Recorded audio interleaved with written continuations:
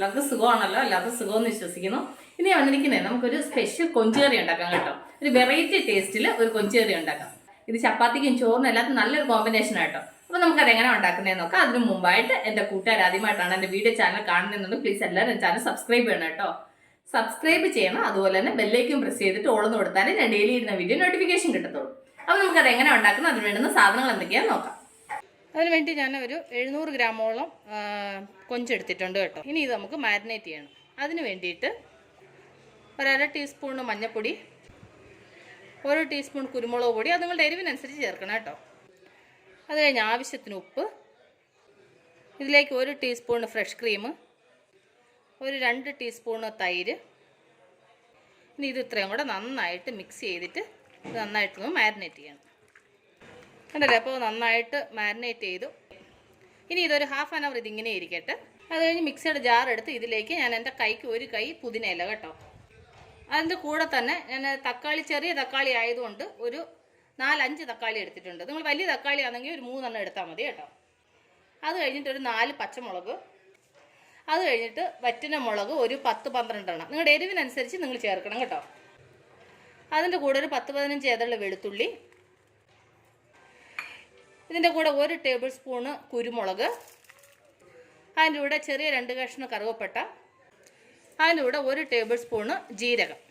ഇനി ഇത് ഇത്രയും കൂടെ നല്ല പേസ്റ്റ് രൂപത്തിൽ അരച്ചുകൊണ്ട് വരട്ടെ. കണ്ടല്ലേ, അപ്പോൾ മസാല അരച്ചുകൊണ്ട് വന്നു. അപ്പോൾ ഇത് ഇവിടെ ഇരിക്കട്ടെ. അത് കഴിഞ്ഞ് പാൻ അടപ്പേ വെച്ച് പാൻ നന്നായി ചൂടായി ഇതിലേക്ക് ചെറിയൊരു കപ്പിന് 1 കപ്പ് എണ്ണ, ഞാൻ വെളിച്ചെണ്ണയാണ് ഉപയോഗിക്കുന്നത്, നിങ്ങൾക്ക് ഏതെണ്ണ വേണേലും യൂസ് ചെയ്യാം കേട്ടോ. എന്നിട്ട് ഇതിലേക്ക് നമ്മൾ അതിനെ മാരിനേറ്റ് ചെയ്ത് വെച്ച കൊഞ്ചുണ്ടല്ലോ, അത് ഇതിലേക്ക് ഇട്ട് കൊടുക്കും. ഇനി ഇതൊന്ന് നമുക്കൊന്ന് ഫ്രൈ ചെയ്തെടുക്കണം. അപ്പോൾ ഇതൊന്ന് ഫ്രൈ ആകും.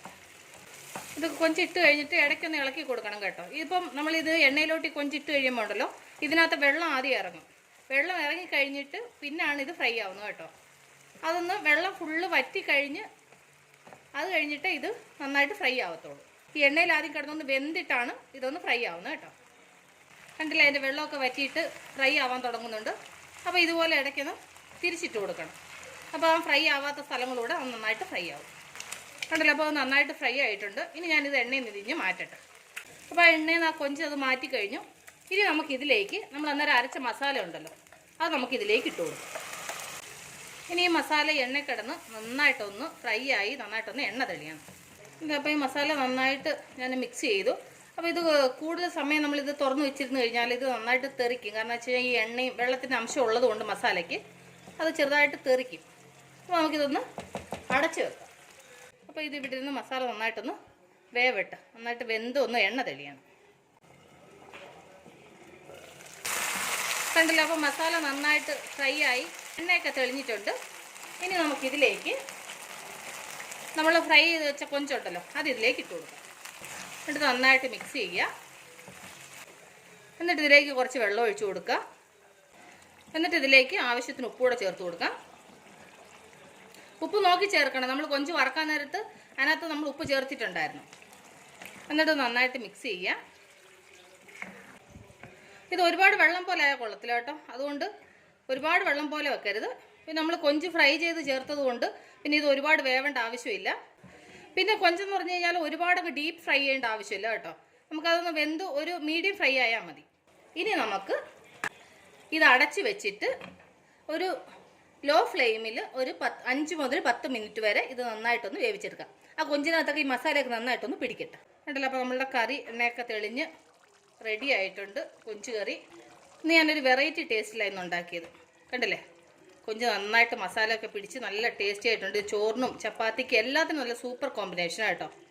ഇനി നമുക്ക് ഇതിനകത്ത് ലാസ്റ്റ് ചേർക്കാനുള്ളത് കുറച്ച് മല്ലിയില. എന്നിട്ട് നന്നായിട്ട് മിക്സ് ചെയ്യുക. ഇനി നമുക്ക് സ്റ്റൗ ഓഫ് ചെയ്യാം. അപ്പോൾ ഞാൻ നിങ്ങളുമായിട്ട് ഷെയർ ചെയ്ത ഈ കൊഞ്ച് മസാലക്കറി നിങ്ങൾക്ക് എല്ലാവർക്കും ഇഷ്ടപ്പെട്ടാണെന്ന് വിശ്വസിക്കുന്നു. നിങ്ങളെല്ലാവരും ട്രൈ ചെയ്യണം കേട്ടോ.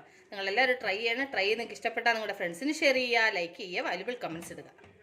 അപ്പോൾ നാളെ നമ്മൾ രുചികരമായ പുതിയ വീഡിയോയും പുതിയ റെസിപ്പിയുമായിട്ട് നാളെ നമ്മൾ വീണ്ടും കാണും വരെ ടേക്ക് കെയർ, ബൈ.